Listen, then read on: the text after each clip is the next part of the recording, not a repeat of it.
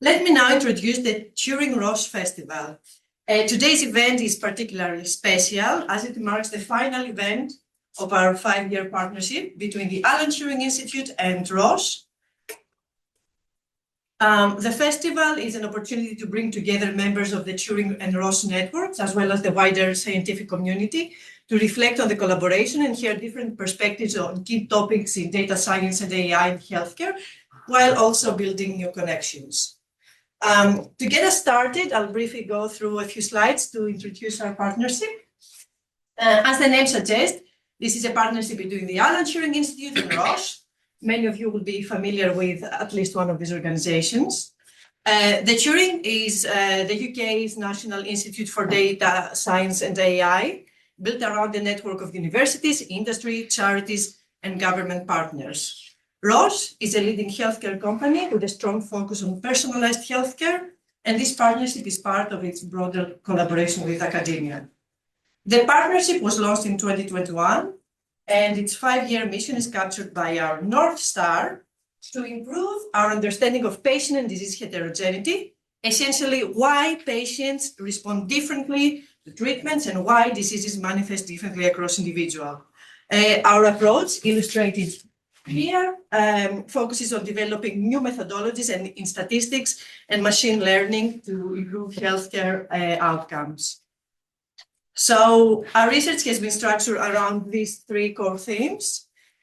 First one, structured missingness to deal with missing data, predictive modeling to construct models that are robust to uncertainty and heterogeneity, and lastly, multimodal analysis to effectively combine different data modalities to improve clinical care.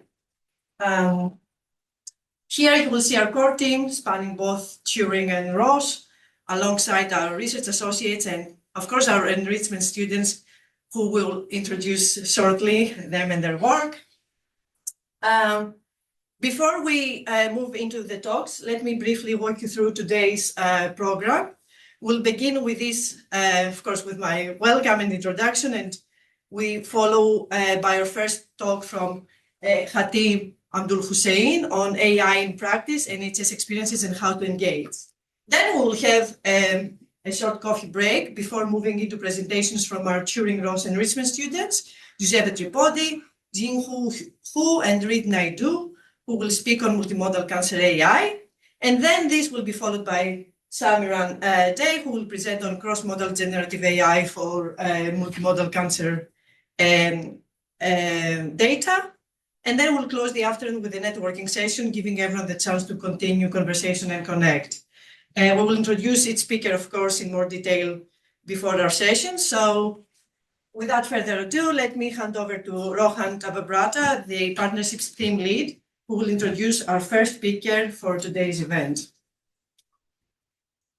Thanks, Maggie.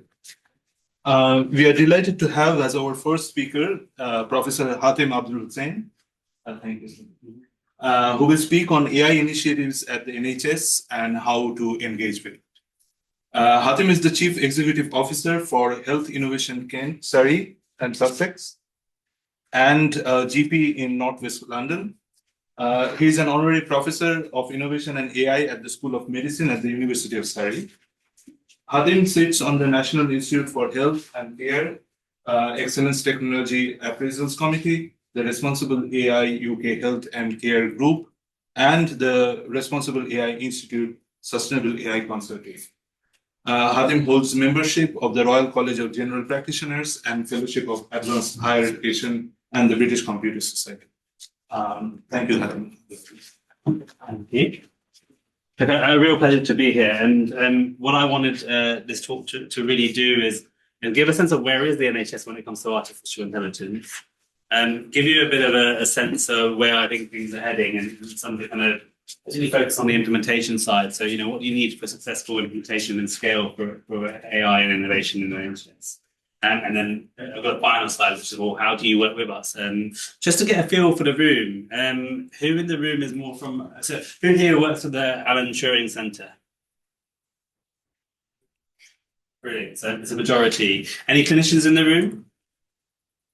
Okay, anyone from a kind of leadership background, commissioning background, etc.?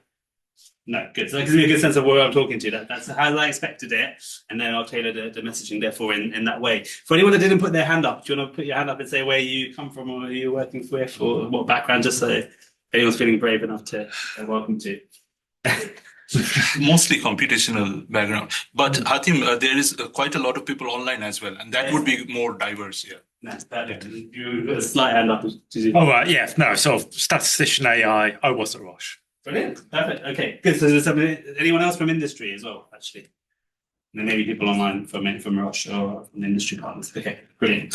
For those that aren't familiar with the Health Innovation Network, so we are the part of the NHS which focuses on implementation of innovation. I have the pleasure of, ironically, you can see people messaging in the chat, but I have the pleasure of leading that organisation there in the southeast of England, which covers Kent, Surrey and Sussex. Our role really is to accelerate innovation, find, test, implement and scale innovation for the NHS, and also to drive economic growth for the regions that we cover.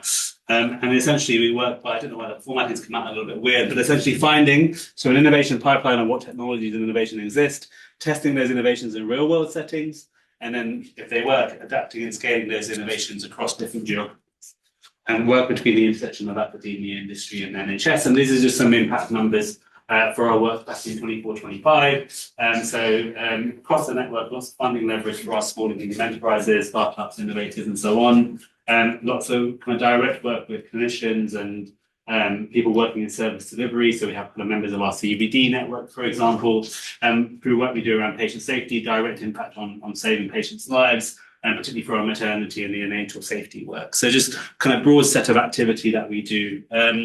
My background is I was the National Clinical Lead for AI and Digital Workforce at NHS England prior to this role. And so really joined them at the time of this was being done. So at the time, the Topol review was being published, but what came before that was something called a Wachter review. So Bob Wachter is the Dean of Medicine at UCSF in the United States. At the time was asked to come to the UK and start to help us think about how we produce an IT workforce effectively. So making sure that the NHS invested in roles like chief information officers, chief clinical information officers, digital workforce and so on. And then in true fashion, we asked another American colleague at the time, Eric Topol, so he's the director of the Scripps Translational Research Institute in America, to come and think about the workforce for the future. He had written a book called, some you may already be familiar with, a book on deep mind, deep artificial intelligence and kind of the human AI interaction, which had caught the eye of the Secretary of State at the time.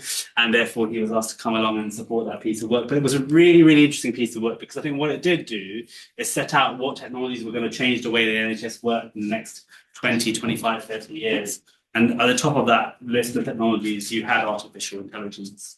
And within that, it breaks it down into the role of natural language processing, computer vision, and so on, that will have an impact on the NHS at what scale. And I still practice as a GP, but I remember at the top of that, you've got telemedicine, which is an AI, of course, but is a technology. And it said that by 2030, about 80% of the NHS workforce would be engaging with telemedicine. The reality is we got there about 5 or 10 years earlier because of the COVID-19 pandemic. And I suspect all of the predictions that we made around artificial intelligence had also moved down that curve because of the impact of the pace of change in this technology. So it's really fascinating to have seen that set out some of the policy that we see today.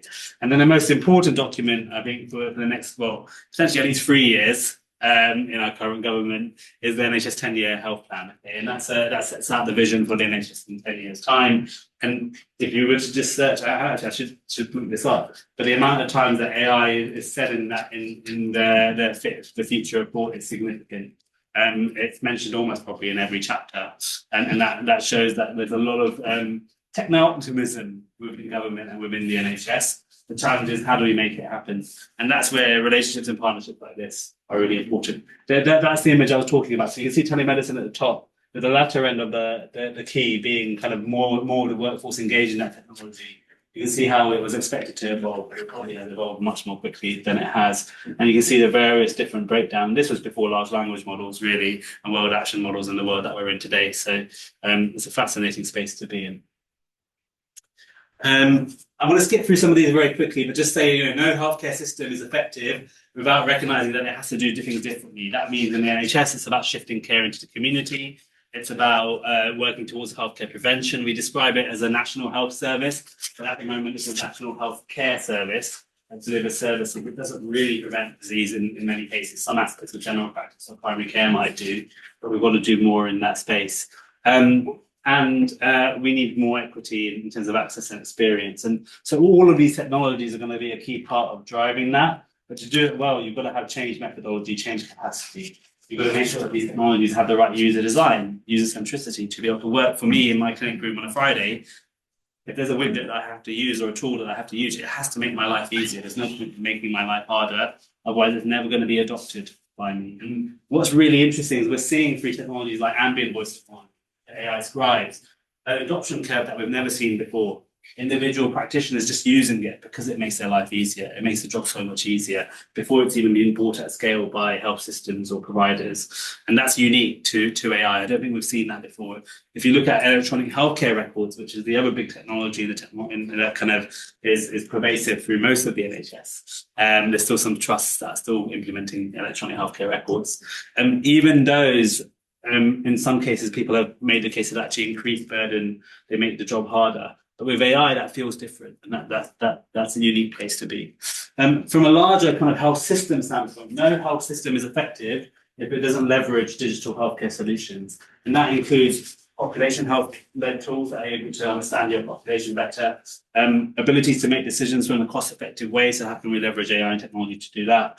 And the importance of data analytics and insights. We all have integrated data sets, and I will talk to one later, but in Sussex, we've got a data set which includes hospital data, acute health system data, community data, mental health data, ambulance data, social care data, all in one platform. We're supposed to be using that data to be able to lead to more proactive care arrangements around areas like frailty, cardiovascular disease, and so on. So data analytics and insights is incredibly important in terms of changing services and designing services for the future.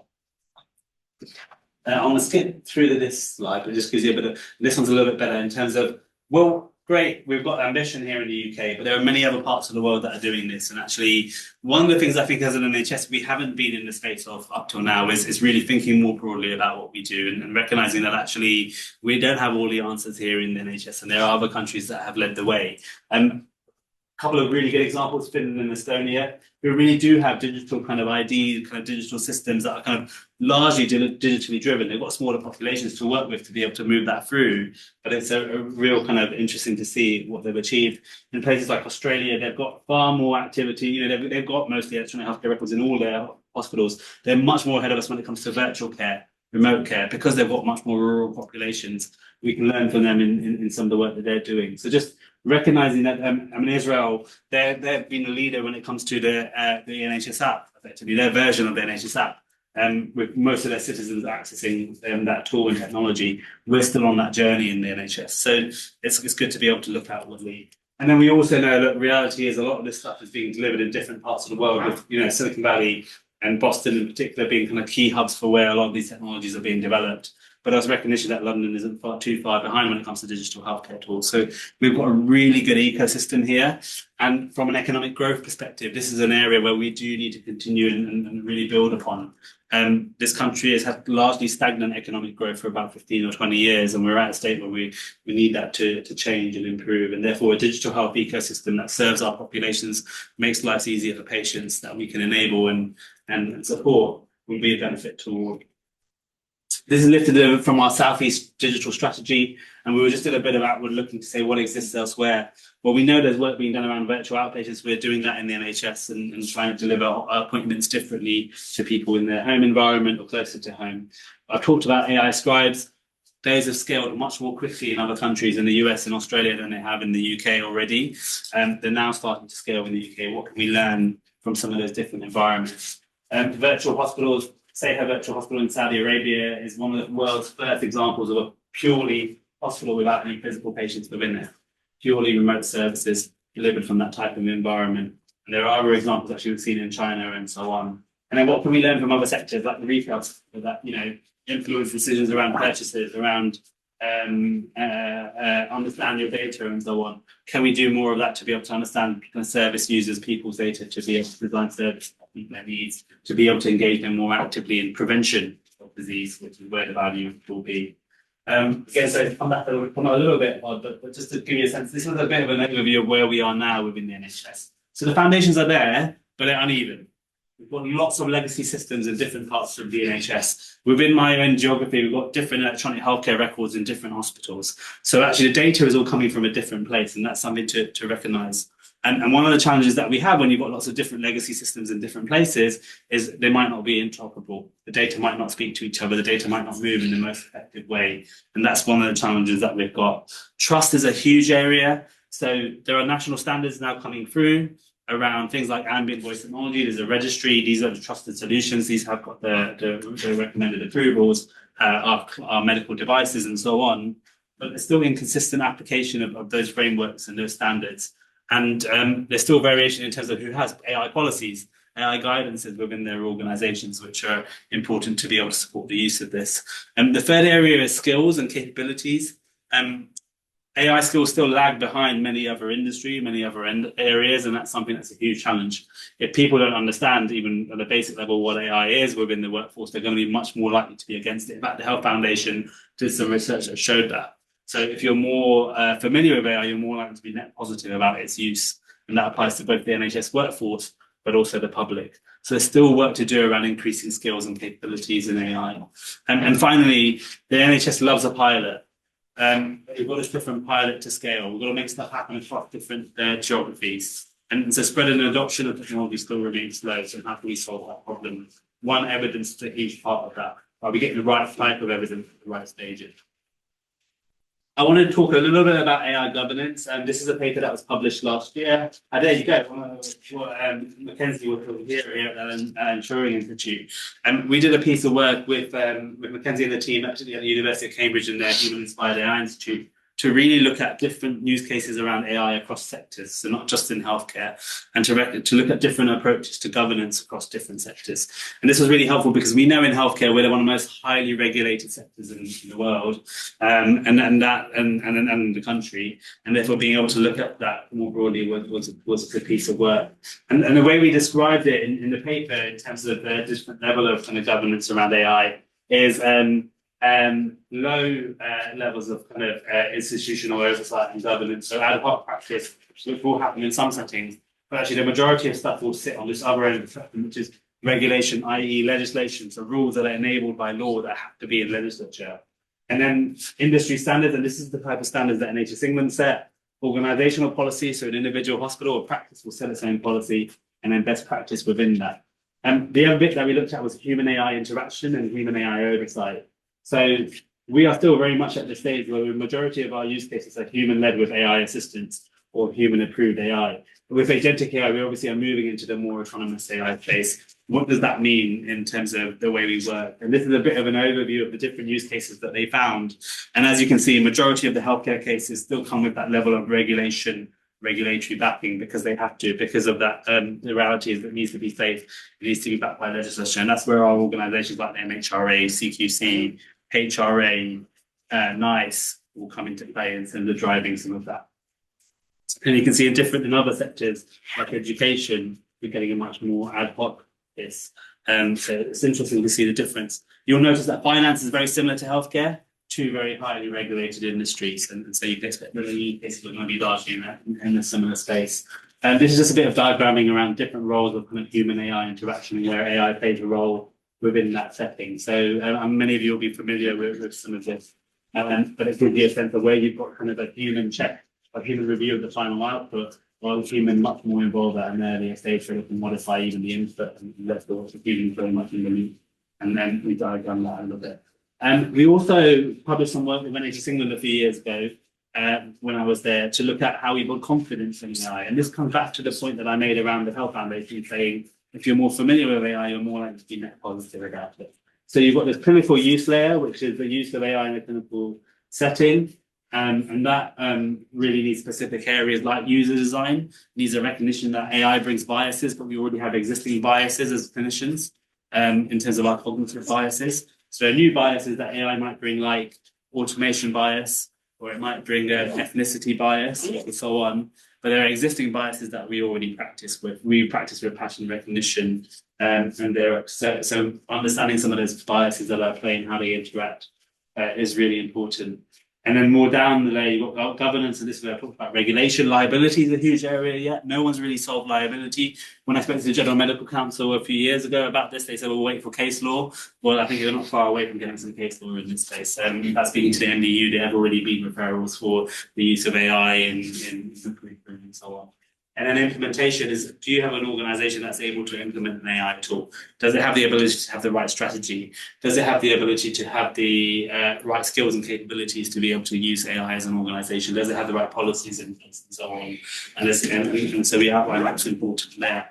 And this is breaks it down into more detail. So all the way from clinician attitudes, biases that I described, in implementation strategy, culture, local validation. Actually, that's another area. At what point do you validate certain tools and certain training models and so on for it for you to have the comfort of whether you should be using this or not? We still rely largely on individual providers of technology validating their own training data, validating their own outputs and so on. Apart from, of course, where they have to get device regulation or if they go through nice evaluation pathways and so on. And at that point, you get a certain level of independent validation. What about our local level? Something that works for a population in London where we are today compared to, let's say, Kent, in Medway or in Hastings or wherever, it's not necessarily going to work the same way. The population is different, the data set is different, the demographics are different. So what level of local validation do we need for these tools, and how can we do them? We talk about confidence rather than trust, because we still see trust as binary, where confidence we think is applied to a context. You can be overconfident in an AI tool and make mistakes. You can be underconfident in an AI tool and not use it and be negligent. How do you reach the right level of sweet spot of appropriate confidence for that appropriate technology or tool? So we outline that in the report in terms of some of the factors that go that. I'm now going to move into what we've done with one of our health systems in this space. So Surrey Heartlands a few years ago, back in July 24, said to me, we want to be a leader in this area. We want to be driving AI usage way before some of the other health systems. Where do we even start? We need to kind of get our heads around this. So we started with an initial roundtable. We brought together some of the execs from the ICB, so the health system. We also brought together some of the execs from the hospitals and the GP surgeries. We brought together practicing GPs, radiographers, and other clinicians. We brought together lay representation. We brought someone from the university along, from the business school, to come to that. And we also invited a few industry partners. We had Microsoft, we had a few, we had Tortoise, we had ClearNets, a few kind of small and medium enterprises in the group. And we said very clearly, you're not there to sell your product, but you're there to help us work through this and understand what we need to put in place to be able to safely scale AI in the future. We did a series of rapid insight sessions to try and understand where the biggest needs are, to understand what people were using already, and then to think about what we might prioritize going forward. In our second roundtable, off the back of our rapid insight sessions, we are actually able to bring some use cases into the roundtable, where we had a GP who was one of the early adopters of ambient AI say to him, he'd asked 1,000 patients if he can use it. Only one had said no. And all of a sudden, the exec in the room, that was a digital director, said, or maybe consent isn't going to be an issue as much as I thought. We also had a radiographer in the room say to the GP, well, your referrals have got a lot better since you started using this tool, because I'm much more clearly able to see what you're asking for. One, because of time, because you can just put together the referral much more efficiently, much more quickly. The other areas we saw was use of AI in care homes. And so we're seeing kind of the ability for AI to pick up on patients' falls and deterioration much more quickly. And then the third area was use of AI in imaging, and particularly imaging around chest x-rays to be able to identify abnormalities in chest x-rays. These were the three areas the system then wanted to support scale of. So we said, right, fine, if you're going to support scale, what do you need to do to be able to make that happen? And we therefore held more rapid insight sessions to understand what some of the challenges are around deployment, readiness, scale, and we put two task and finish groups together on that. We put one around communications and the workforce, because we wanted to upskill the workforce and make them aware and increase their knowledge of AI. So we put one together around governance, assurance, and measurement to be able to make sure that all organizations were working from the same base. There's no point developing an AI policy over here if this trust have already done it. Can you adopt and refine the AI policy that they've already put in place and so on? And when we had a letter go out from the Chief Clinical Information Officer for NHS England around ambient voice technology or AI scribes, which effectively said you need to do all of these things before you can use these in healthcare settings, we were able to really quickly pull that group together, respond to it, some recognizing that actually we've done most of those things, but there are things that we can't do just yet because it's still a new technology and we're working through it, and be able to feed that back into the center, who then actually reworded some of those activities and then put an FAQ out there to create a level of more flexibility. What was really helpful is you had people coming from different organizations together to be able to recognize the challenge, the problem, and share progress. We've now concluded this piece of work with Surrey Heartlands, but now there are a system that is much more active at scaling AI and still has some of those working groups in place to be able to bring people together. I want to talk about clinical safety. You can't do AI in healthcare without safety. We've really kind of pointed to that through some of the aspects around governance. And there are really 4 aspects here that are important. So regulatory compliance, validation of the tool I've talked about, making sure you've got risk mitigation in place. So what happens if things don't go right? For medicines, you've got a yellow card system. We don't have necessarily the same for artificial intelligence. And then ongoing monitoring. And this is the ability to be able to monitor and assess whether the tool is still doing what it's supposed to be doing over time. We know these models drift. We know populations change. We know organizations change. And therefore, what do we need to be putting in place to be able to pick things up when things are going wrong? And I'm particularly interested in this space, particularly for ambient voice technology, because we are seeing that now being scaled across even our region in the southeast of England. How do we make sure that hallucinations aren't harming people?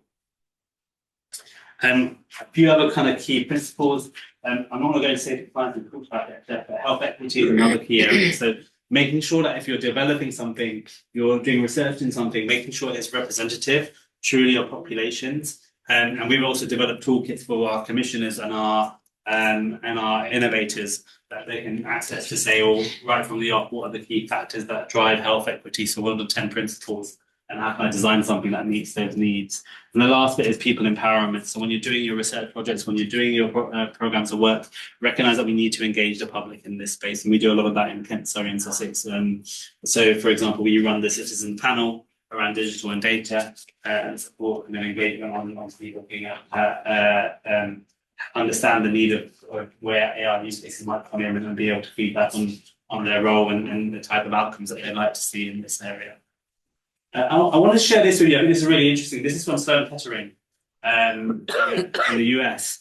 And the reason I share this is because I have seen very few examples of really good governance at scale at an organization. So this was published, I think, in, I want to say Nature or The Lancet, one of the two. This is effectively an approach that this hospital group has taken to be able to develop its own kind of its own AI or to work with AI partners and to solve some of their problems with AI. So they've got a governance committee, which kind of looks over regulation, policy, quality, safety, and development and stuff. They've got all the way from research, so early stage kind of drug discovery, working with pharma, life sciences, and so on, through to translation, through to clinical, through to ops, and sort of all back office corporate stuff. So they've got groups in place for each of those areas. They encourage people to be able to work with LLMs, work with computing, work with AI skills work, and support adoption and scaling in those areas. And they have clear gateways based on where different projects can reach, and have been measuring kind of how far along different projects have reached different gateways, from early stage ideation all the way through to putting stuff into practice within their organization at scale. I haven't seen this laid out so well anywhere else, so I think this is a really good slide to show if you have good governance, you can actually be able to do this stuff at a reasonable scale. I also wanted to share this. So this is an initiative that we've got in place with the University of Cambridge, the Responsible AI Institute, and the King's Fund.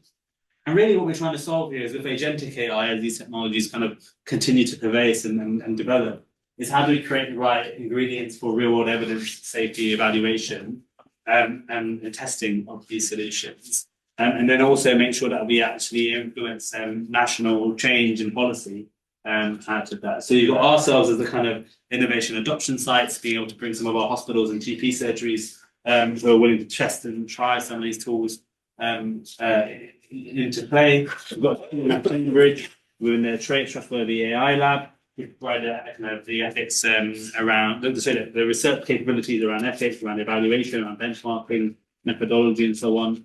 We look for Responsible AI Institute to give us a bit of a cross-sector view on this. They've done a lot of work in banking. In fact, they've got a similar initiative that they're putting together with NatWest and US Bank and so on. So it's been really interesting to share some of the notes. We've actually beat them to the post by doing it first in healthcare, but they've got more use cases, interestingly, because they're just able to free themselves up to, and like, we saw internet banking really come before the NHS app, so it's not unusual.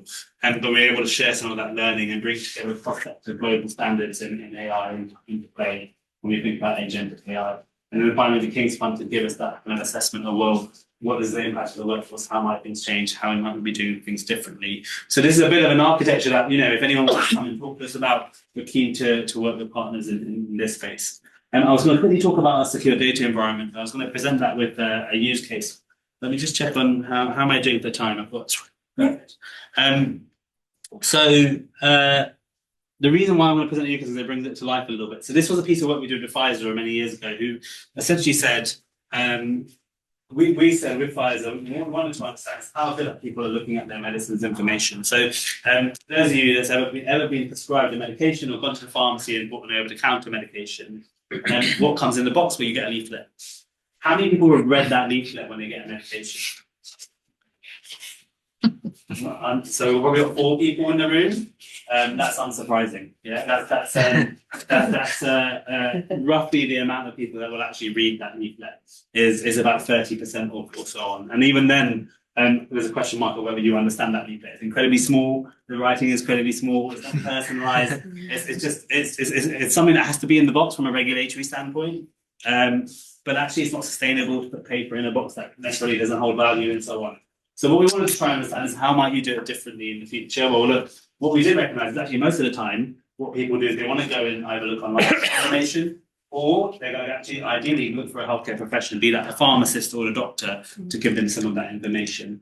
And then lastly, they maybe they'll rely on the paper-based information. So you can see people are looking for information in different ways. So we worked with Pfizer and our secure data environment. And the reason I wanted to mention is to give you a flavor of what the secure data environment is. So this is anonymized or pseudo-anonymized data, which again comes from different records, which sits on in different secure data environments. We work with the Kent and Medway and Sussex one, which is data roughly for around 3 million people.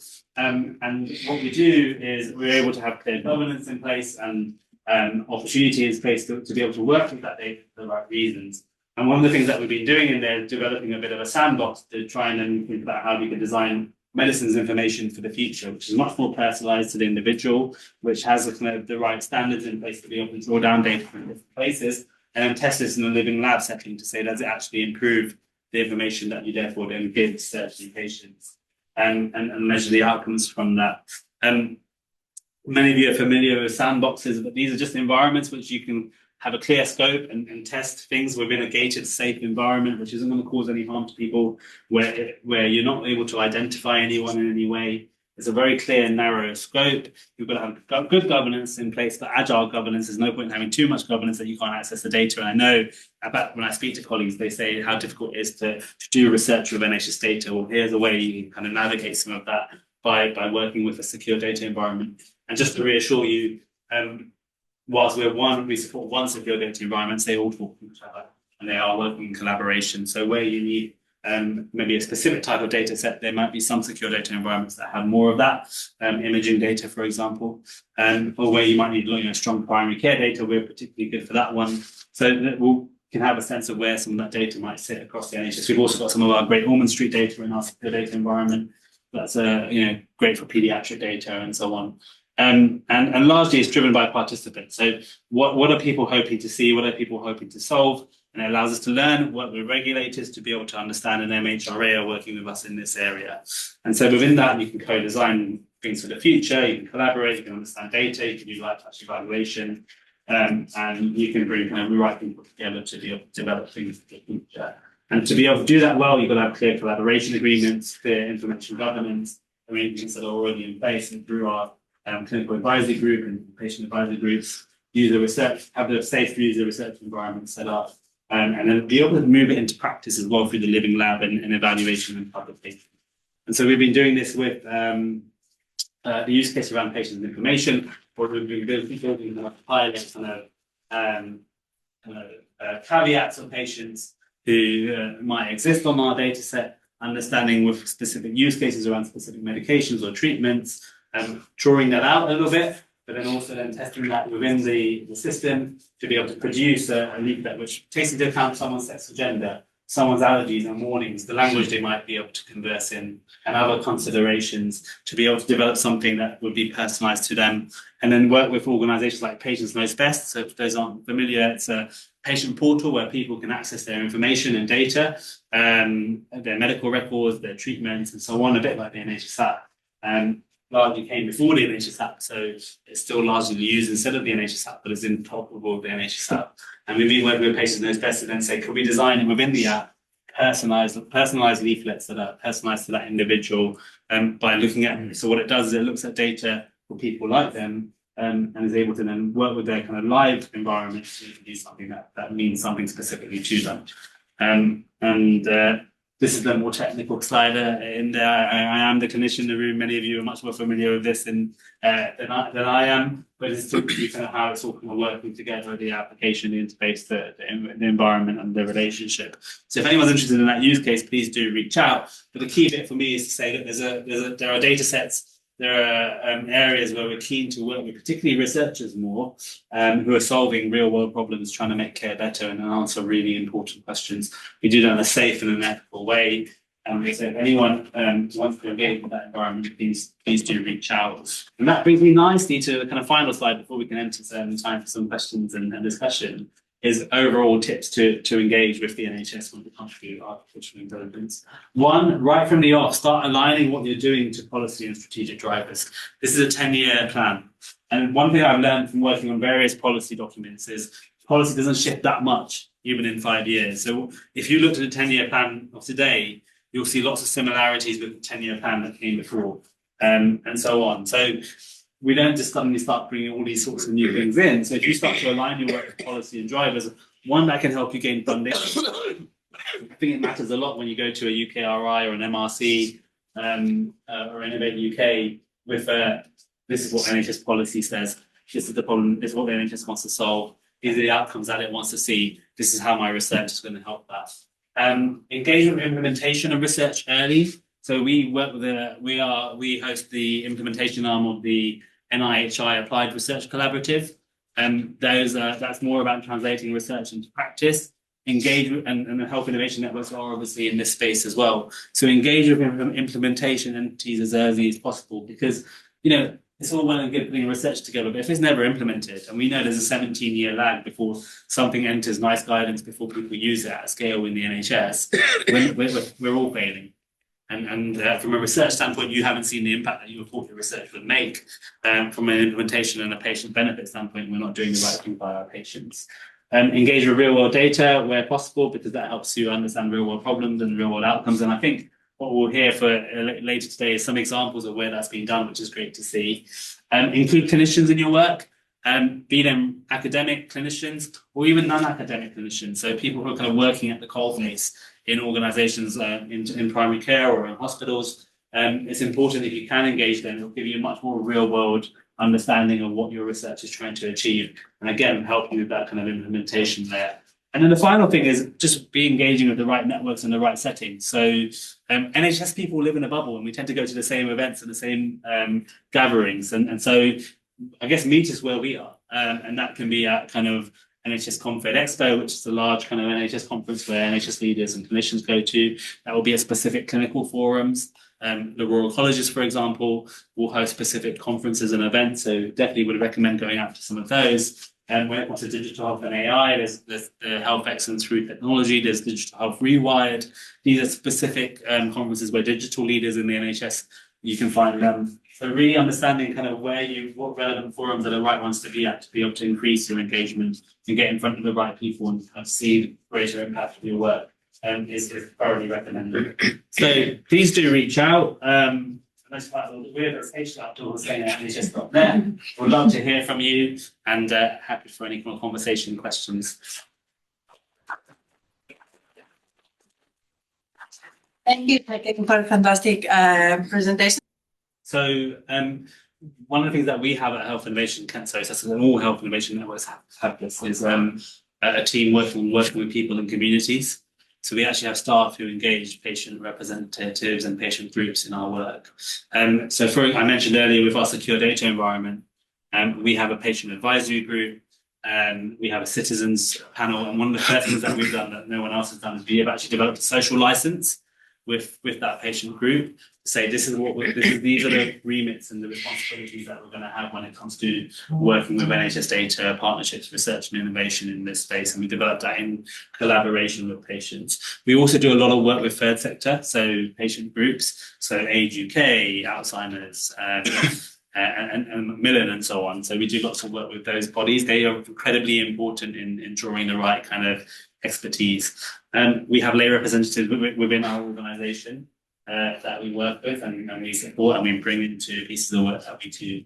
So 100% it's incredibly important. I think more and more important in our research colleagues as well, who need to evidence from the start they're going to build in some working with people and communities or patient and community engagement.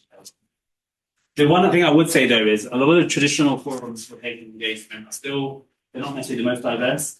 And that's something that we also are very mindful of. I know you and I'm a GP, and so if you look at the patient participation groups in a lot of practices or hospitals, they're not necessarily representative of the population, and therefore we've got to do a lot more work to work beyond PPGs or bring PPGs to the table to think about how we support them to be more diverse and support them to more wider populations. I don't think that's true in terms of. That's the reason. Well, look, I can't speak for the specific political order involved, but I know for a fact that actually a policymaker does want to hear from their representatives, from patients directly. So I'd be very surprised that there wouldn't be a benefit of having that voice in the room. It all depends on what that relationship is. It may be commissioned by a certain commissioner with certain restrictions. But my view is we try and so we actually do bring our patient representatives, our chairs of things like our citizen panel into meetings, into those conversations with the commissioners or anything like that. So on our secure data environment program board, there's a patient representative within that board as well, always lending that voice to some of the decision makers. So it is my view is it's best practice to try and engage and have individuals involved in supporting all of that work right through from the start of the project through to the sharing of the findings and the outcomes. I hope that's, I mean, look, my view is that's definitely not the case from speaking to colleagues in the NHS England, Department of Health, and some of the health systems that we work with. In fact, they're actually bringing in a director for patient experience who will be responsible particularly for, working with patient community groups around improving NHS experience of NHS services. There's obviously a difference between research and some of the work that's kind of more in that kind of change implementation space. So research funding tends to be strictly bound by the parameters, and therefore even through patient and community engagement, there are probably people in the room that can speak more actively to this.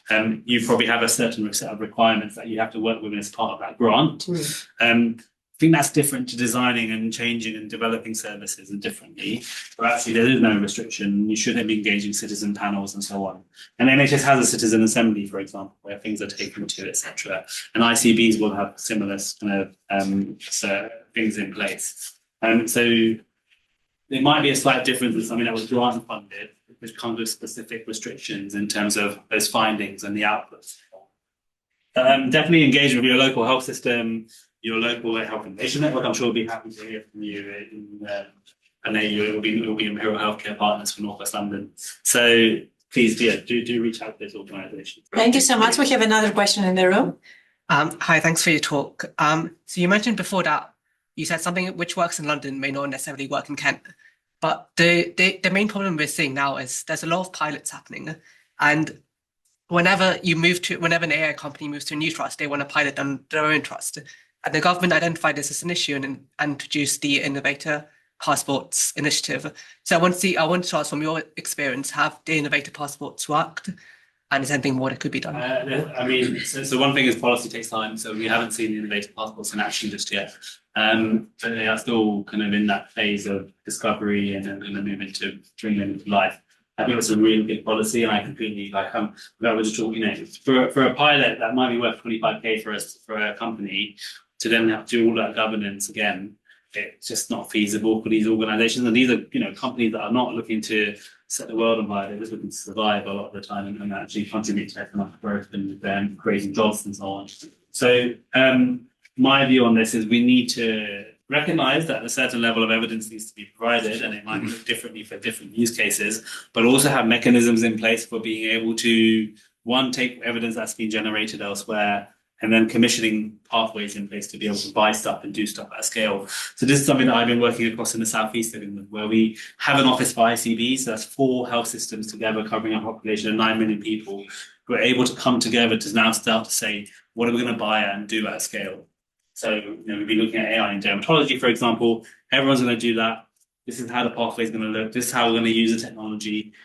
We're going to buy the technology together if we can get a better price on that. Therefore, all the hospitals have to use it in the southeast of England because we're buying it, and we think it's the right thing to do. That's the kind of approach that we're trying to take more and more to try and solve that problem. But it really will depend. We can't do that for everything, and every hospital will ruin that differently with innovation. So the other thing we're trying to do is increase maturity around innovation, so that with some of our hospitals, they can be, rather than us pushing technology on them, they can say, these are our needs, and then we can help them find the solutions that will solve their problems. And therefore, again, you're not asking for them to come in and do a pilot with great evidence. What you might have is mature contracting in place, where you have clear gateways, where you say, if you don't demonstrate this level of output on this day, then we can pull away from that and turn the project off. There's nothing wrong with things failing, as long as no one's come to harm. Not everything might work, but there's no reason why we should ask companies to do the same thing again and again and again. So yeah, there's lots to be done around regulation, around compliance, around not having to reproduce DPIAs and DTACs and data agreements and so on. And the flip side of that is managing the fact that actually these are people delivering services, offering services, trying to make services better for the public, and you've got to safeguard and keep people safe. Thank you. Thank you. We have an online question from our participant, Ariel. Ariel is asking, what other legislation do you think is needed to support implementation of AI in healthcare? There is the MHRA medical device pathways, but will additional voluntary standards be sufficient, or is more legislation needed? I would shy away from more legislation. I think that actually holds things up. What we need is the current legislation to work. And that means that therefore you need capacity in organizations like the MHRA and NICE to be able to do the checks and balances that they need to be able to do in a fast and agile way. And we also need a bit more freedom for companies who are going through those pathways to almost, if they've got certain checks and balances, they've done certain things, but they're not the finished product, recognizing that it takes time to get to a finished product. And now if you speak to the person who's leading some of this work with Professor Alistair Denniston, he has actually outlined that we might need some of these innovators to have learning plates, for example, in that way, to be able to say they're still developing their technology, but they've done a certain amount of things right. And then we'll work with them to continue to gather evidence and understand what they're doing. So I think it's less so about regulation, but how regulators work with the system to be able to move things along. And not feel like regulation should be a hindrance. It's there to keep people safe and to shut things down when they're not quite right. But actually, it's more about how you generate that evidence quickly and then actually get stuff, as we talked about today, commissioned at scale so that everyone can use it and we reduce some of the variation that we see. Great. Yes, another question. Thank you. Thank you for the breadth of the talk, really, of everything in adoption of AI in the healthcare sector. I have 2 questions. One is regarding the skilling. When you talked about adopting it in Surrey, did you have any skilling for your employees? And the other thing is regarding the sandboxes. What do you think about the MHRI? What's called AR? They have the airlock. Okay, as the first question about skills. So we quickly recognise that skills capabilities are a big barrier and a big problem to solve. Luckily, while we're doing the work with Surrey, we're also doing some work with Kenton Medway to develop an implementation toolkit for AI. And we're doing an evaluation of AI scribes in Kenton Medway as well. Because we were doing that work elsewhere, we didn't need to repeat. We just said, here's an implementation toolkit. Can you share it with your staff? And we held sessions to be able to share that learning and teach people how to use the AI implementation toolkit. In fact, a few of the slides that I've listed, they are from the actual implementation toolkit. Not all of them, but there's a document that anyone can follow, basically. We also run things like digital fellowships and so on. So that's another way we've been able to increase skills, create digital and AI champions and so on to to tackle it. But there's still a lot of work to be done in this space. And if I'm honest, I still think there's still not enough. There hasn't been in the last 3 to 4 years enough investment in skills and capabilities. Ever since kind of the loss of health education in England, that's been probably a kind of an adverse effect of that. If there's been less time given to those aspects. And then the second half of your question was on the airlock. the airlock. Yeah. So I think from the companies that I have seen that have been working with it, so companies like Tortoise or Newton Tree, they've found it useful to be able to support with their work. I think what's at the moment there've been kind of programs of work that have gone out, people have been able to apply and work with the airlock in Swades. I guess the question is, at what point do they open that up to much more broader working, and also to recognise that actually you can do a lot of that work elsewhere through things like secure data environments and so on, rather than waiting for a national program, which is usually more limited in what it can do because of national funding, skills, capabilities, capacity. And so, the MHRA know about some of our sandboxing work and so on. What we would expect to see is those principles, I think, across the future health data research service. Great. Any other questions for Hatim from the room or online? In regards to your initial question, who is participating, Jenny informed us that she's part of the medical physics team in the NHS. So yeah, if there are no other questions, thank you so much again. That was. Thank you everyone for staying with us. I hope you had a nice break. And now Rohan will introduce the new speaker. Thank you.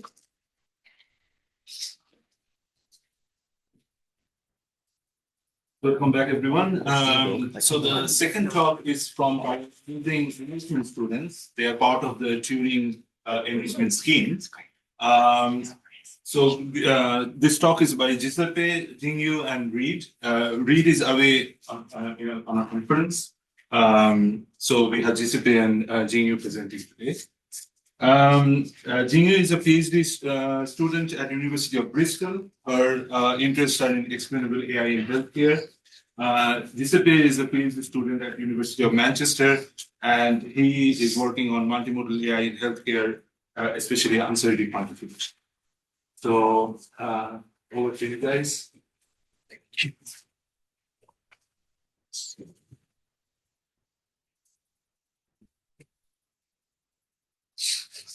Thank you. Thank you.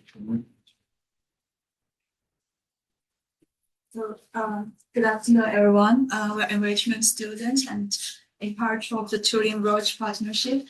And in today's talk, we'd like to have a very high-level introduction of multimodal learning, and including its techniques and the possible ways to make the method to be more reliable.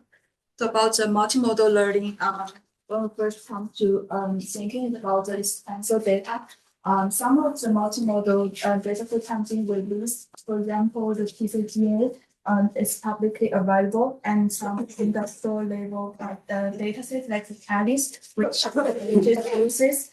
So for each of the data sets, then the originally has a similar structure.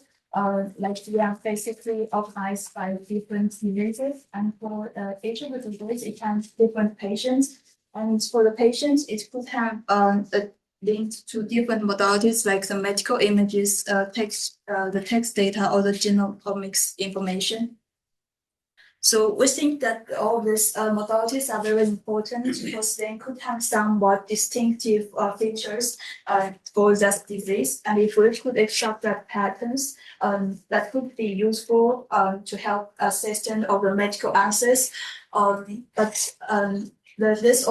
Some of the modalities have images and the genomics information are very complex and is high dimensional, so it's very hard to use a statistical analysis method to find out some key features. Therefore, recent research should want to use the AI method to learn and train this model and to the data set and to find out the possible patterns inside this data set.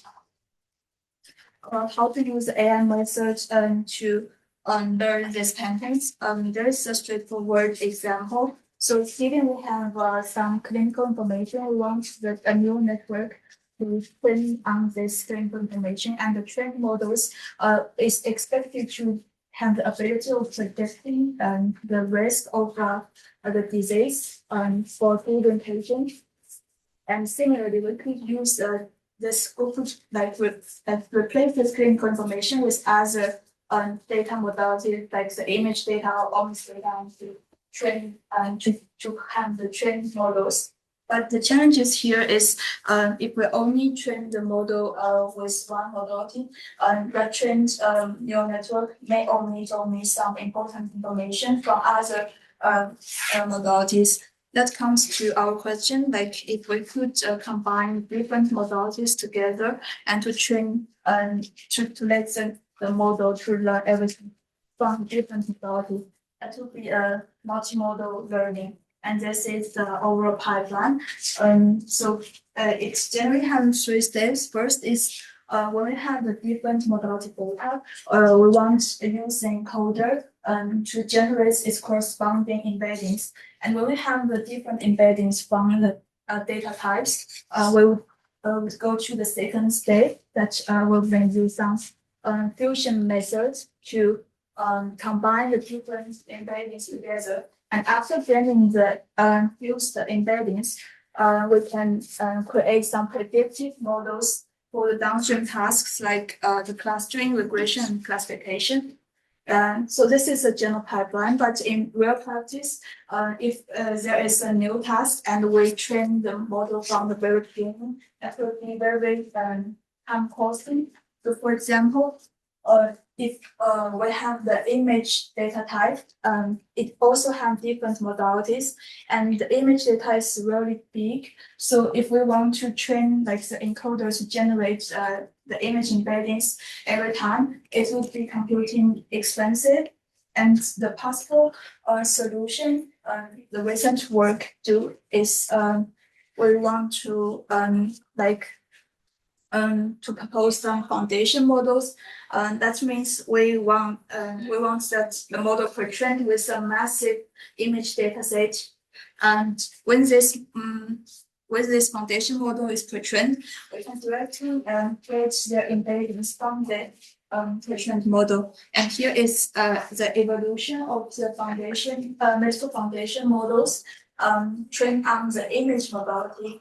And following on the similar process, we could also train the foundation models for other data modalities like the omics data or the clinical nodes. And after getting all these foundation models, the steps becomes either when we want to convert the data into different data types for different embeddings. And we could focus on the following 2 steps. The first is cross-model feature learning, like how can we combine the different embeddings together. And after we combine these embeddings together, we could go to the downstream task prediction. And in this section, it would include some discussions of uncertainty quantification, and that would be introduced by Giuseppe. Thank you. Okay.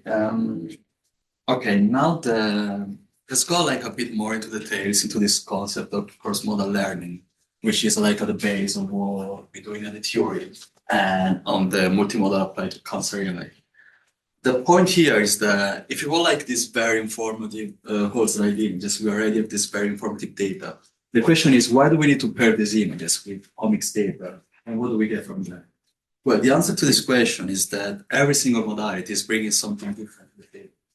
Let's assume like we got a pathologist looking at whole slide images. The thing you will see is that it's very informative and high resolution images, which provide information about, for example, the tumor grade, all this kind of data, and I don't know, texture and morphology details of the data itself, the tumor. The thing it doesn't show up though is what's happening on the molecular level. So like, for example, it doesn't show up why the tumor is behaving the way it does.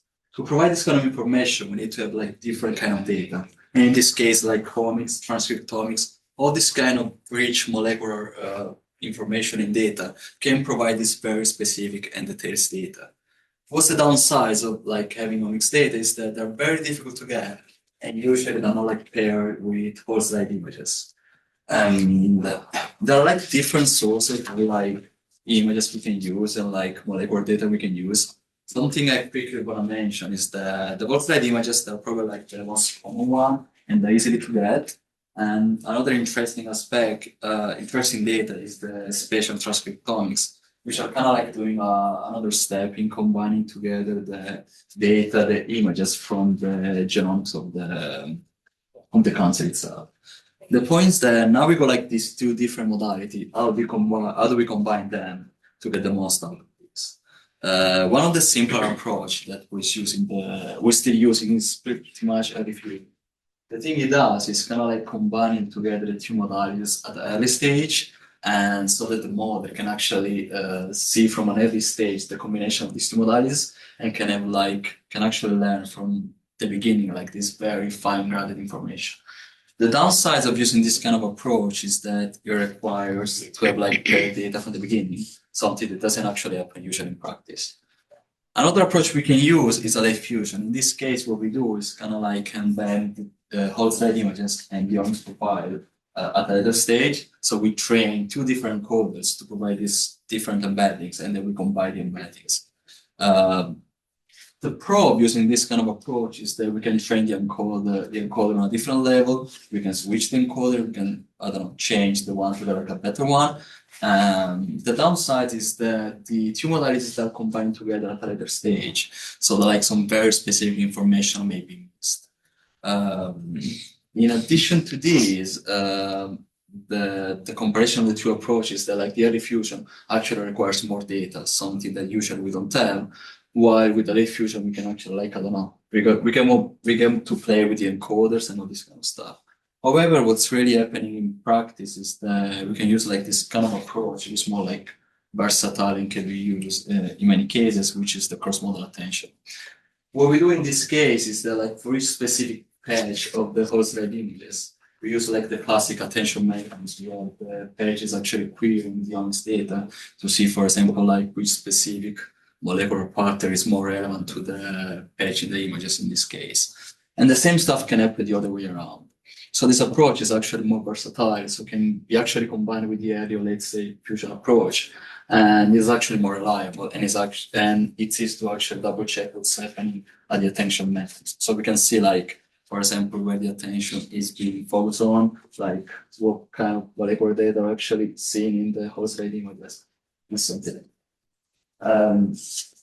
Sorry. Okay. Something I quickly want to mention because it's at the base of the project we are doing. I'm not going to go into details, mostly because somebody is going to talk about this later. I just want to say this very interesting because our project is pretty much based on what you did. And the interesting part is that this kind of paper is actually answers the questions that what do we do if we miss one modalities, and how do we actually can generate like synthetic, in this case, transcriptomics data, and pair this kind of data with both slide images. Why is it important? Because in many cases, in actual application, we miss one of the two modalities. And the fact that what the paper proved is that by generating synthetic data, we can get results which are actually better than only using whole slide images. And in some cases, they're actually comparable to the actual real transcriptomics data. That's actually something good and can open like so many doors. Now that we got like this common representation, what do we do? I feel like here's some like example of what we can do when we go like this combined examples. Here, for example, is the pathogen paper when we do like tumor grade and properties classification. Then there is like SGene scope where they do like mechanism of action identification from cell images. And in this sort of paper over here, what they did is they're combining together whole slide images with tabular patients' data to provide like survival rate predictions. Another question we can ask is that now that we got like this incredibly good models that can perform classification on so many different levels, how do we evaluate these models? Something we want to do is maybe like use the uncertainty quantification, which is basically defined as a way of quantifying the uncertainty in the model. What can we get from applying uncertainty quantification? Sorry for the typo, by the way. We can kind of like use uncertainty quantification to distinguish from reliable and unreliable predictions, detect like out of distribution cases, And we can actually reduce the risk of overconfident prediction. We can overall define two different kinds of uncertainty. The first one is the data uncertainty or aleatoric uncertainty, which is basically like related to the data and is something that we cannot work on or reduce. And then we go like the epistemic uncertainty or model uncertainty, which is pretty much like defined by the case, the model we use, the kind of training we do, and can be improved by like changing models, changing training stage, and improving like the training we do.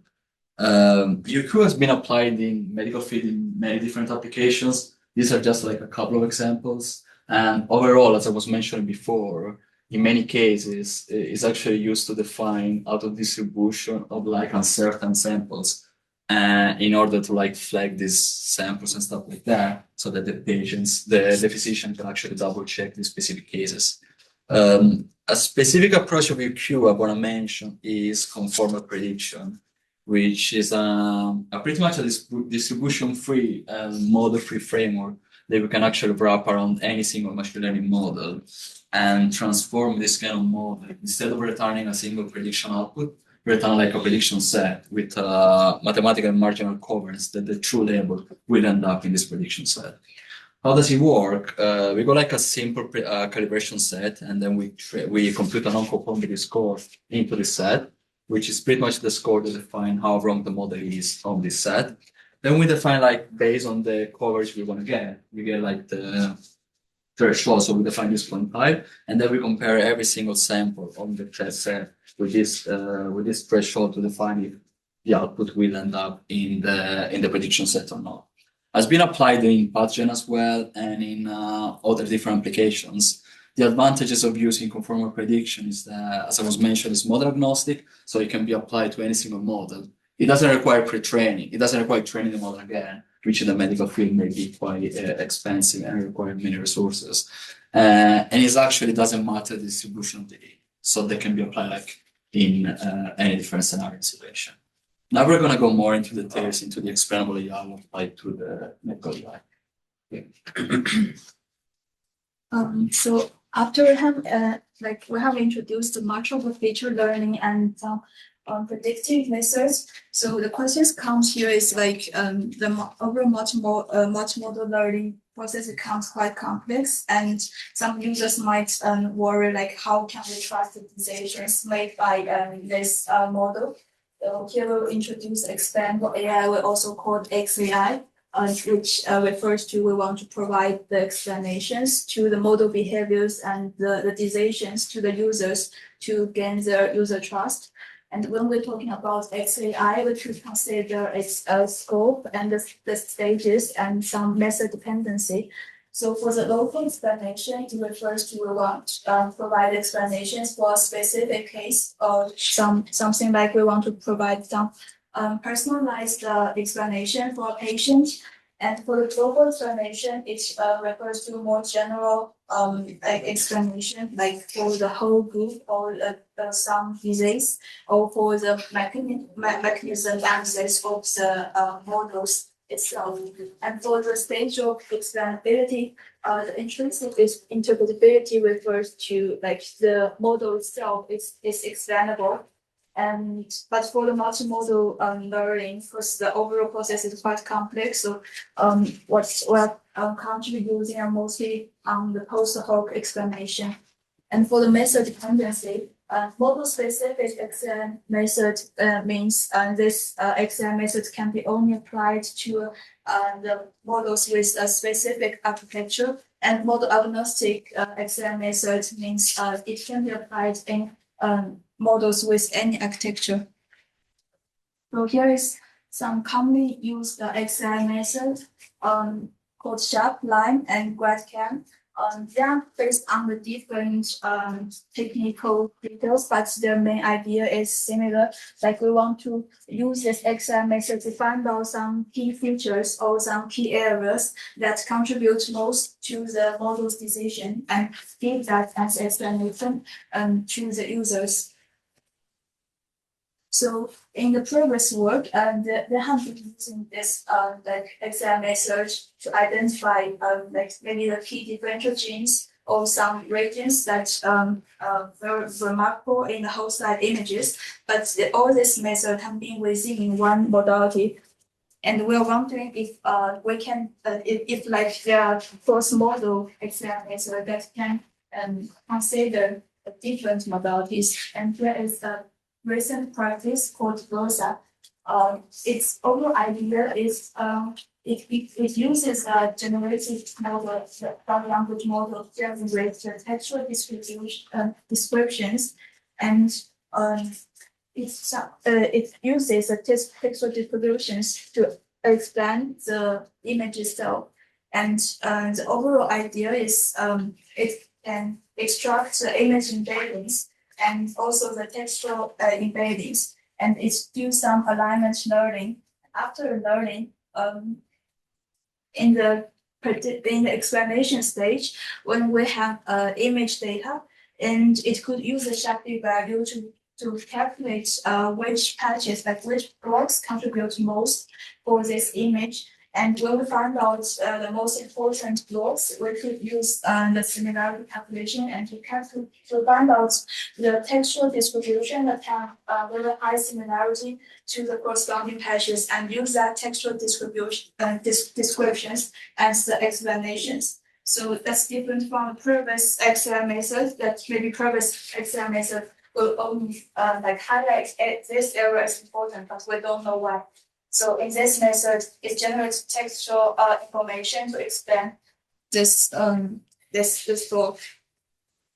So to summary, there have been many explorations on using the XR method to find out maybe important regions or some important genes, some important features for the downstream prediction task. And for more recent work, are trying to find out some cross-model explanations. And also there's some research work on exploring that one explanation can be different in different modalities, and that could lead to some discussions on modality preferences. So in this section, we introduced XAI in multimodal learning, and it could can be treated as a part of responsible AI. And we think the further exploration on other aspects like the fairness and privacy would be also useful to lead to the responsible AI in multimodal learning. That's all we want to share in today's session. Thank you.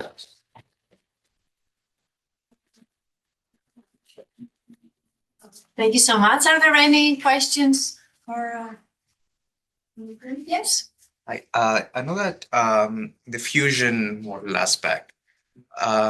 So what do you mean by like cross model attention? Is it like you're training different models and you're combining them together, or is it just one model with different data? No, it's pretty much one model with different data. Okay. Like in this case, you go like from the whole slide images, you extract different pages, and you do the same with your data, and then you apply the concept attention approach for a specific page. In one scenario, you compute the attention making scores every single page in the, like, for example, in this case, in the transcriptomics token, and then that's I see. Also, one more follow-up question. So I know that I've worked with like GeneFormer and some transcriptomic models before, but they don't tend to be as accurate generally, and they don't really beat the baseline methods. So would you think that these approaches would make it? To be fair, if you wanna, there is one of the paper I actually mentioned, which is called SGeneScope. Okay. And that's exactly what they did. They got like different kind of RNA sequence data and whole slide images. And they train a different kind of architecture with like one single modality, multiple modality, and then they compare the results. And you can actually see how using multiple modalities and actually improve your accuracy. I see. So if you want to double check that paper, we actually That's good. I think that was this one specific model. It's called LangCell. So they had like textual embeddings and genetic embeddings. So then they could like search over. Yeah. I mean, to be fair, even what Samir did is actually a multimodal approach and using transcriptomics and whole slide images. Okay. So it's already, I feel like you already proved that using multiple modalities is better than a single one. Perfect. I'll come and talk to you after. Thank you. Yeah. If there are no other questions, I can ask one. Yeah. So some of the explainable AI methods like SHAP, LIME, GradCam predate multimodal AI, not necessarily multimodal, right? Did you come across any new versions of them which are specifically for multimodal, or can they be directly used for multimodal without any modifications? I think they don't have very much methods on multi-modeling, but recently there is a method based on Lime called Lemon that based on multi-modeling, and they provide like explanations on different modalities. Because I was thinking GradCam is mostly for image visualizations, right? And now if you have multiple modalities like image and transcriptomics, would GradCam work in there, or is there any sort of generalized explainability approach people are developing these days? Yeah, that's a very good question. I think the challenges here is also like for SAI method, they can provide the totally opposite explanations for different. For the two modalities, right? Yeah. So that's one direction that worth to explore. Any business on? no questions online. Yeah, thank you so much again. Thank you. And now Rohan will introduce our final speaker.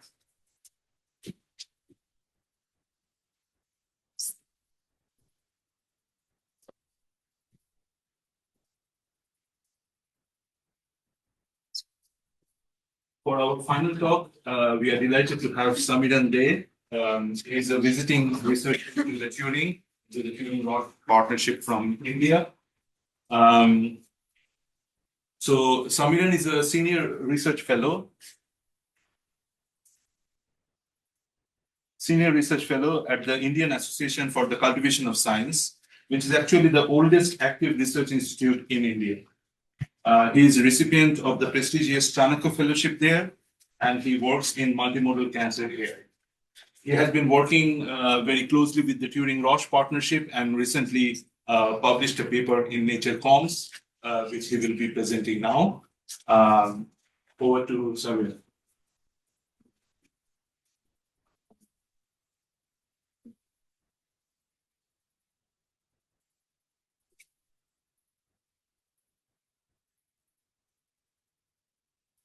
So I would review resonances for approach to image communications. So what we have are two modalities. The first are the histopathology images, which are the digitized biopsy tissue images. And the next modality is the transcriptomic data, which are gene expression labels. Now this transcriptomic data, aquarium transcriptomic data, is very expensive. Like the transcriptomic tests are very expensive. And so they're not regularly used in a real clinical scenario, although patients may benefit from such tests. So what we do is we attempt to synthesize such transcriptomic data from histopathology images and see whether we have an improved prediction accuracy for diagnosis, which is predation, and prognosis, which is survival risk estimation, using the transcriptomic data, the synthesized transcriptomic data, in addition to the histopathology images. And based on that, we may say that real transcriptomic tests may be prescribed if there is a significant improvement on using the synthesized data.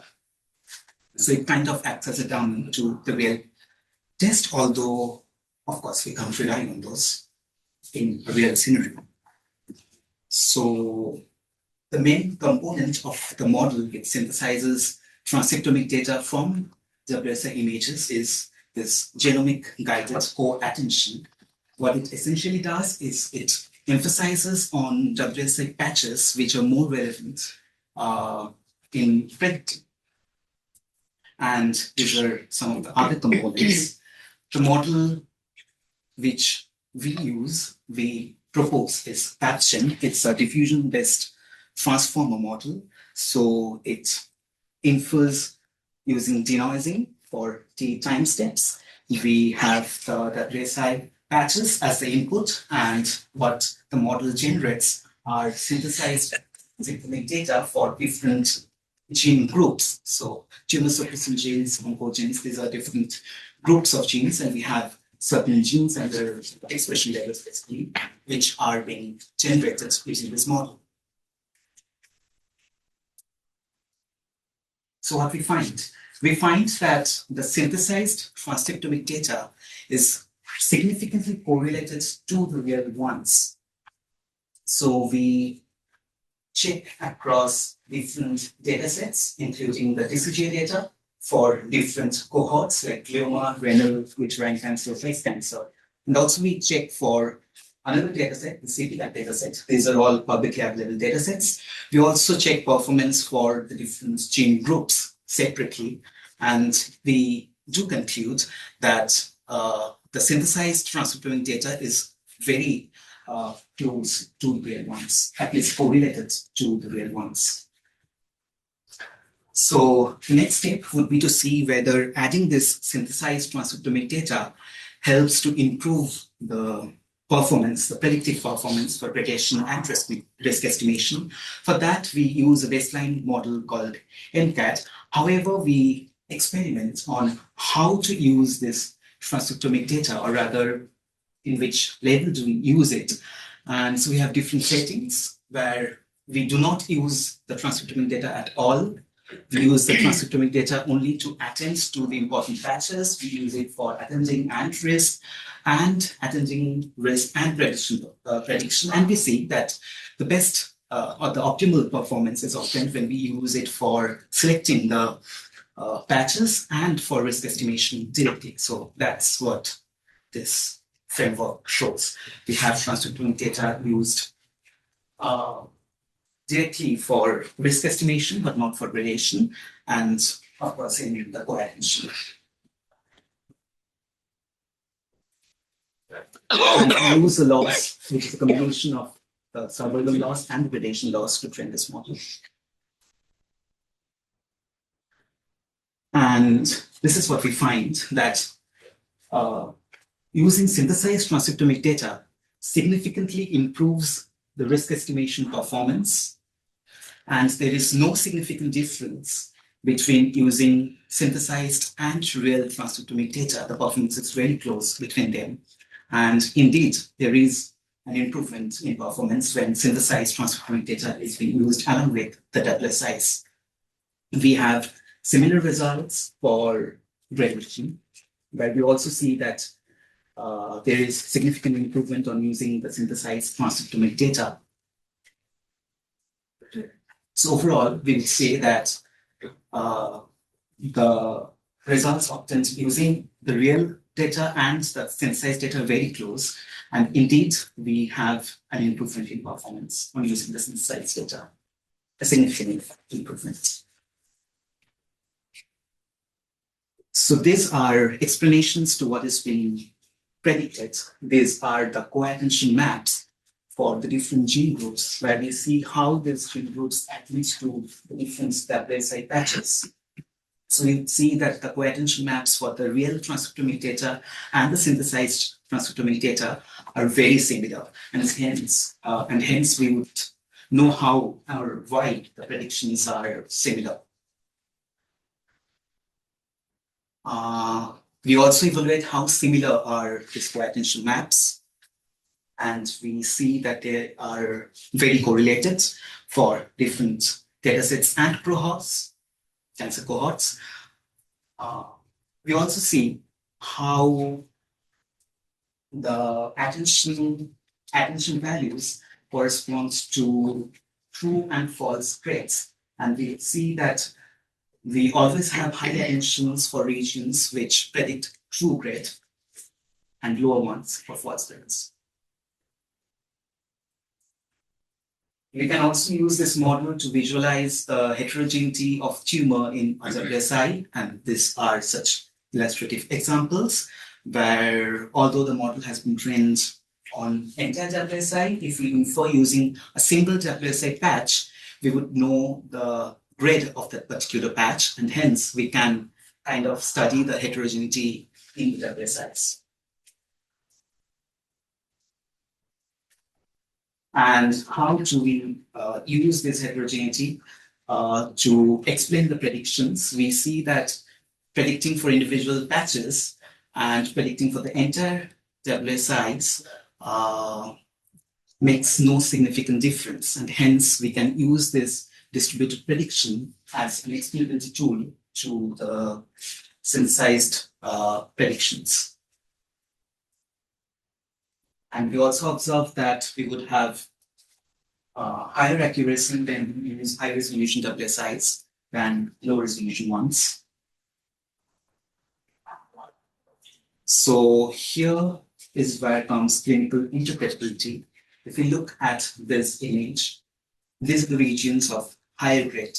And now if we see distributed grades being predicted, where red is the highest and blue is the lowest, we would see higher grades being predicted for this particular region, which explains the performance. Also now, if we see the attention map for transcription factors, we would see that particular region has a higher co-attention value, which explains why we get accurate predictions.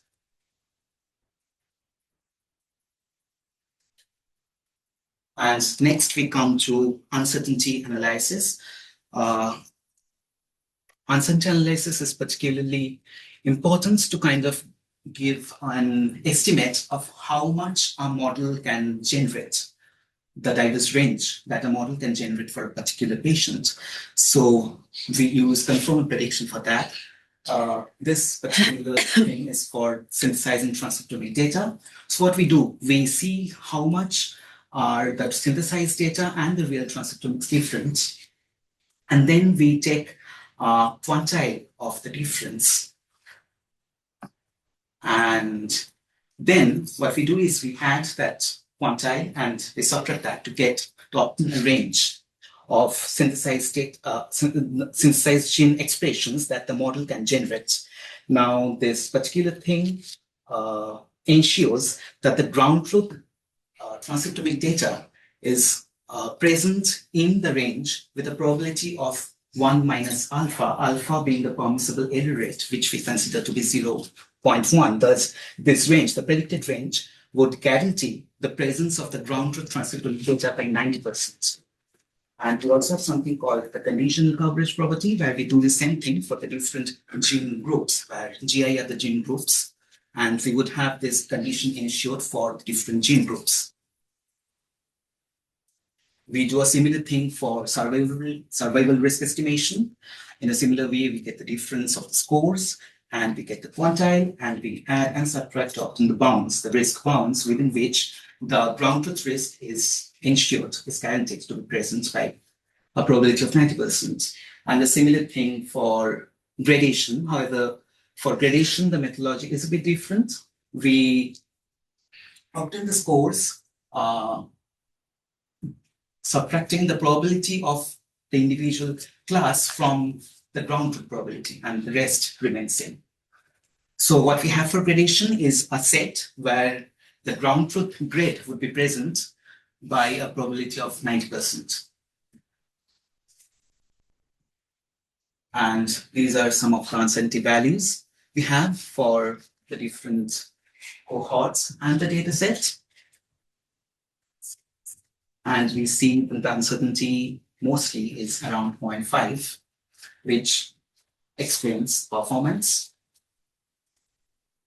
And we also see that though for marginal coverage, that is when we compute the uncertainty over all the gene groups, we fail to obtain a 90% coverage. However, conditional uncertainty, where we get the different bounds for separate gene groups, ensures that we have 90% coverage. So conditional uncertainty, ensuring conditional uncertainty, conditional coverage helps in obtaining high coverage. We have similar evaluations for the different gene groups, which basically corresponds to the conditional coverage and uncertainty. And we then look at the uncertainty for different patient demographics, for gender, age, education levels, citizenships, which are status of the patient's grant and time, and we see that uncertainty differs for different groups for the patient demographics. We have similar evaluations for survival risk estimation, and here what we see is that although there is some uncertainty in generating the synthesized data, the uncertainty profiles using the real transcriptomic data and the synthesized transcriptomic data has no significant difference, which is extremely important, that although there is some uncertainty in generating the transcriptomic data, that does not reflect when it comes to the actual prediction. And uncertainty profiles are very similar for using both real and synthesized transcriptomic data. We have similar results for gradation. Next, we come to fairness evaluations, and we see how the uncertainty and the predictions differ for different patient groups. Now, if we see here, we would see that the uncertainty of risk prediction is more when the risk is less when the risk is more. And we would see that the predicted risks correlates with the ground truth grades. There is always a higher risk being predicted for higher grades and the lower risk being predicted for lower grades. We will also see the risk predicted for patients who have disease, the vital status, is more than for patients who are alive. For patients who are older, we have higher risk than for patients who are younger. We also have similar results under and application level. We would also see that, again, when we perform uncertainty for the different groups, in certain cases, we are able to ensure a ground truth coverage of, a coverage of 0.9. Like here, the overall coverage is 0.882. However, on calibrating differently for the different age groups, we can ensure a coverage of 0.9. So when we go for conditional coverage, it always helps. And we have similar equation for gradation as well.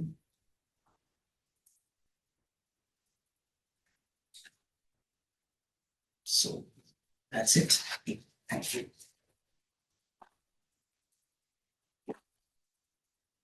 Thank you so much for this wonderful presentation, Samiran. Are there any questions in the room or online? Yes, please. Yeah, thank you for the presentation. My question is regarding the uncertainty results you show. You provide like different examples using different data set, and you plotted the results of the uncertainty. Like, I don't know, TCGA was maybe like the best results uncertainty wise.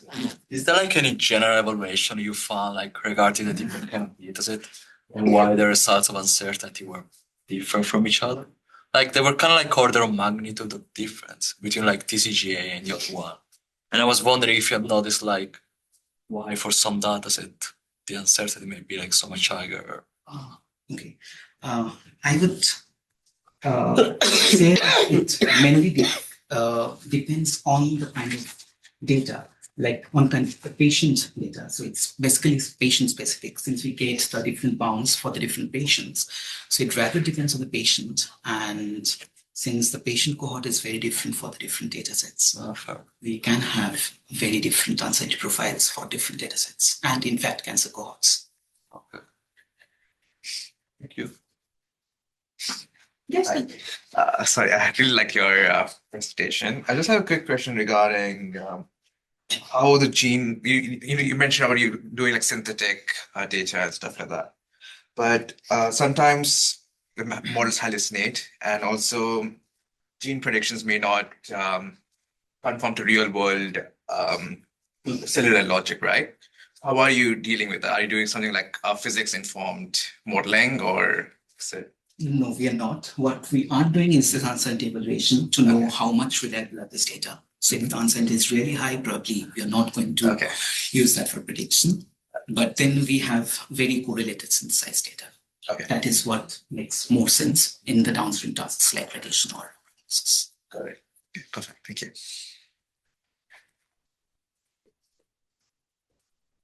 I don't see any other questions online. Rohan has one question.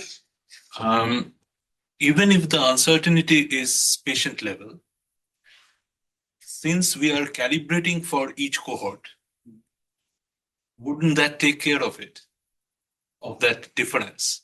Because if I am, say, I take kidney cancer from renal cancer from TCG, and I separately train it and calibrate it there, whatever is the patient profile, and I do the same for CP-TAC, shouldn't we end up with a similar uncertainty guarantees? Because we have calibrated on those. We would end up with similar guarantees, but not similar uncertainty scores. That is patient level. Right. And other question is, so we have seen that compared to only using WSI, if we use WSI plus synthesized transcriptomics, the performance is better and statistically similar to WSI plus real, right?